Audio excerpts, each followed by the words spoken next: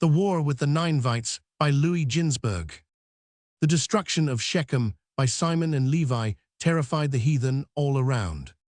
If two sons of Jacob had succeeded in ruining a great city like Shechem, they argued, what would Jacob and all his sons accomplish acting together? Jacob meanwhile left Shechem, hindered by none, and with all his possessions he set out to betake himself to his father Isaac. But after an 8 days' march, he encountered a powerful army, which had been dispatched from Nineveh to levy tribute upon the whole world and subjugate it. On coming in the vicinity of Shechem, this army heard to what the city had been exposed at the hands of the sons of Jacob, and fury seized the men, and they resolved to make war upon Jacob. But Jacob said to his sons, "Fear not, God will be your helper, and he will fight for you against your enemies. Only you must put away from you the strange gods in your possession, and you must purify yourselves and wash your garments clean." Girt with his sword, Jacob advanced against the enemy, and in the first onslaught he slew 12,000 of the weak in the army. Then Judah spake to him and said, "Father, thou art tired and exhausted, let me fight the enemy alone." And Jacob replied, saying, "Judah, my son, I know thy strength and thy bravery, that they are exceeding great, so that none in the world is like unto thee therein." His countenance like a lion's, and inflamed with wrath, Judah attacked the army, and slew 12 myriads of tried and famous warriors. The battle raged hot in front and in the rear, and Levi his brother hastened to his aid, and together they won a victory over the Ninevites. Judah alone slew 5,000 more soldiers, and Levi dealt blows right and left with such vigor that the men of the enemy's army fell like grain under the scythe of the reaper. Alarmed about their fate, the people of Nineveh said, "How long shall we fight with these devils? Let us return to our land, lest they exterminate us root and branch, without leaving a remnant." But their king desired to restrain them, and he said, "O ye heroes, ye men of might and valor, have you lost your senses that you ask to return to your land? Is this your bravery? After you have subdued many kingdoms and countries, ye are not able to hold out against 12 men. If the nations and the kings whom we have made tributary to ourselves hear of this, they will rise up against us as a man, and make a laughingstock of us, and do with us according to their desire. Take courage, ye men of the great city of Nineveh, that your honor and your name be exalted, and you become not a mockery in the mouth of your enemies." These words of their king inspired the warriors to continue the campaign. They sent messengers to all the lands to ask for help, and reinforced by their allies, the Ninevites assaulted Jacob a second time. He spoke to his sons, saying, "Take courage and be men, fight against your enemies." His 12 sons then took up their stand in 12 different places, leaving considerable intervals between one and another, and Jacob, a sword in his right hand and a bow in his left, advanced to the combat. It was a desperate encounter for him. He had to ward off the enemy to the right and the left. Nevertheless, he inflicted a severe blow, and when a band of 2,000 men beset him, he leapt up in the air and over them and vanished from their sight. 22 myriads he slew on this day, and when evening came, he planned to flee under cover of darkness. But suddenly 90,000 men appeared, and he was compelled to continue the fight. He rushed at them with his sword, but it broke, and he had to defend himself by grinding huge rocks into lime powder, and this he threw at the enemy and blinded them so that they could see nothing.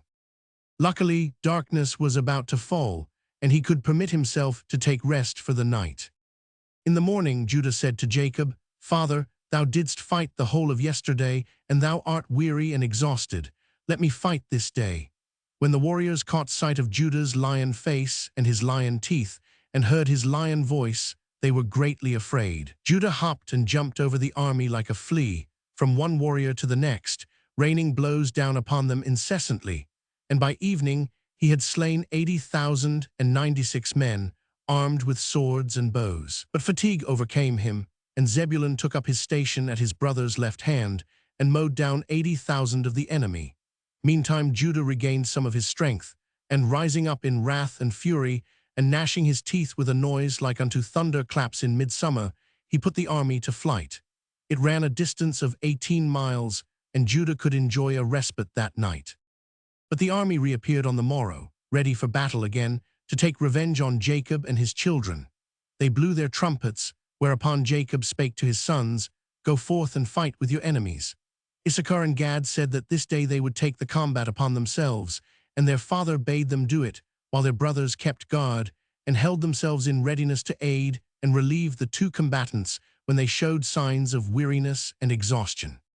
The leaders of the day slew 48,000 warriors and put to flight 12 myriads more, who concealed themselves in a cave.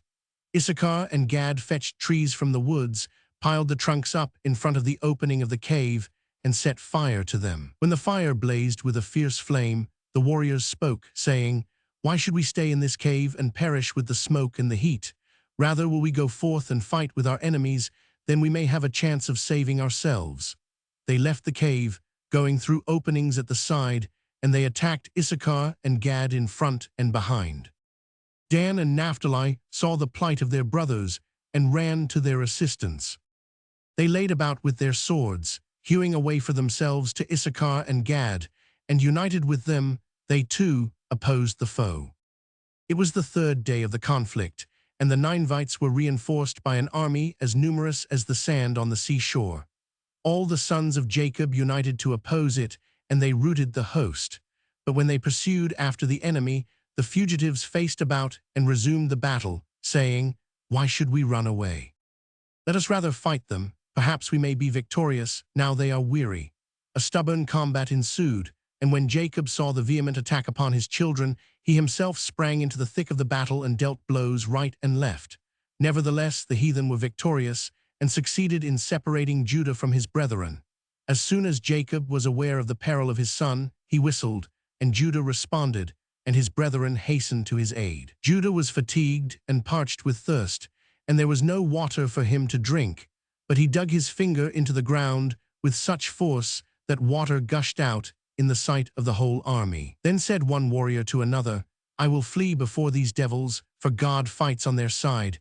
And he and all the army fled precipitately, pursued by the sons of Jacob. Soldiers without number they slew, and then they went back to their tents. On their return, they noticed that Joseph was missing, and they feared he had been killed or taken captive. Naphtali ran after the retreating enemy to make search for Joseph, and he found him still fighting against the Ninevite army. He joined Joseph and killed countless soldiers, and of the fugitives many drowned, and the men that were besetting Joseph ran off and left him in safety.